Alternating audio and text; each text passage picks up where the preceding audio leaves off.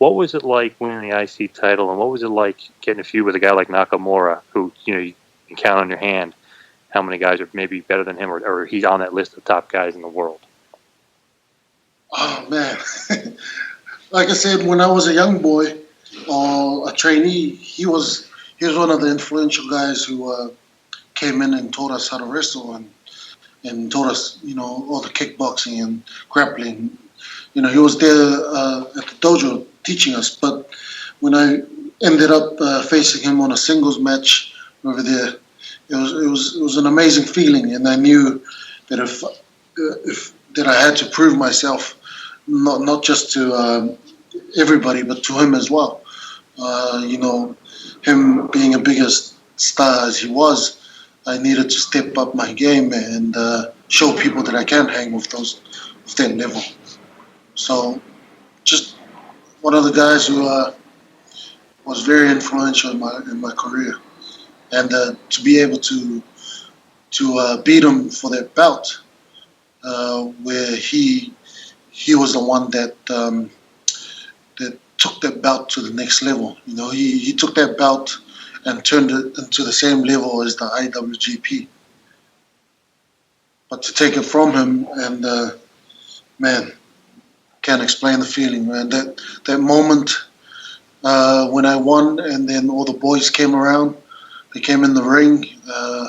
They sat me down on a chair, and there's a photo that we all have, and all the original boys were standing around me. I got that on a poster on my gym, so I'll never ever forget that.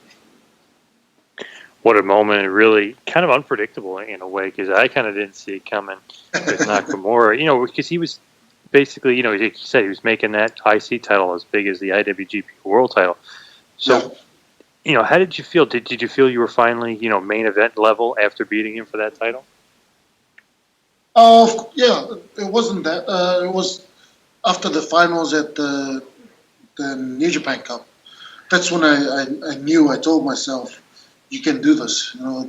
Well, before the match, I kept saying to myself, "You gotta step up. You gotta do this to prove to everybody that you are one of the top guys." And after the New Japan Cup is when I realized, you know what, and I can be one of the guys. You put me in any match, and I'll step up. Definitely. You've proved that time and time again. But right after that, or around this period of time, maybe, basically around this time, you get Devitt leaving and obviously going to WWE and signing with NXT first and yada, yada, yada. But when he leaves, did you kind of think that was the end of the Bullet Club, or were you hoping that the faction would stay? Because obviously then comes AJ Styles and the Bullet Club blows up even more. Oh no! When he left, I knew he was going to chase his dreams, but I had no doubt that at the time we had Carl Anderson. I had no doubt that, to me, he was the real leader after Devitt left.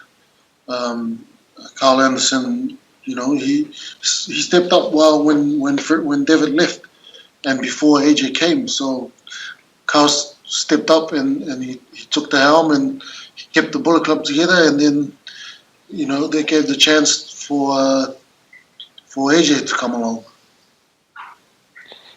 And it's crazy because the Bullet Club was popular, and you kind of think when they lose their leader, when they lose a key component in the group like losing Devitt, you kind of think maybe you don't know where the group goes from there. But then you add AJ in, arguably one of the best wrestlers in the world, and it just made the group even that much bigger. And then, you're blowing up in Ring of Honor, and then you're seeing Bullet Club shirts everywhere. The merchandise sales were crazy, and Pro Wrestling Tees, I know, were like selling out of Bullet Club shirts left and right, and everyone was wearing one.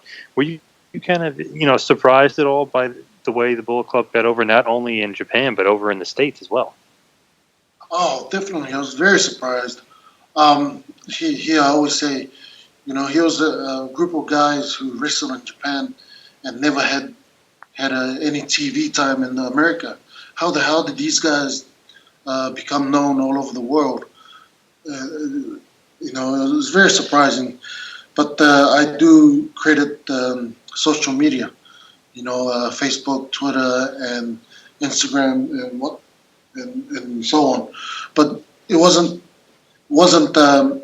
until everybody, like the Young Bucks, we had Luke Gallows, and then we have AJ. When they came along, and then we all got together, and that's when things blew up because everybody had their own following. But then we decided to do everything together. Like if you get a shirt, we all wear it. You know, that's why the Bullet Club shirt became so famous, is because we all got together and wore the same shirt in every single match, took photos, put it up on every social media outlet we could, and I think that's how it blew up so big. I remember going to a couple of shows. I mean, here obviously here in the States, whether it be New York or Pennsylvania or wherever, and I would count the Bullet Club shirts, and you'd see like 50 shirts, which is a lot of ton for you know, an indie show. You see so many shirts, like, oh my god, and then you realize not only is the logo awesome, but people are really getting into the attitude. It was almost as if, for a brief moment, there was almost like the NWO was back. Yeah, that's a good feeling. Yeah, it had, you know, it had that vibe to it. It had that attitude, and it was just so good. So, how much of that Bullet Club and that attitude? How much is that kind of you guys doing your own thing, and how much is that of New Japan kind of pushing you guys in one direction or another? No, the beauty about Al Puka was he knew he knew when he put us together things were going to go the way that he saw them. So I remember he told us, you know, it takes him 2 to 3 years to get a heel faction over, and we did it in one tour. You know, so for him to let us, you know, do what we want. So the attitude thing came naturally. We were tired of just being the foreigners who weren't being treated like all the Japanese. So we came out there and just did, you know, the same thing.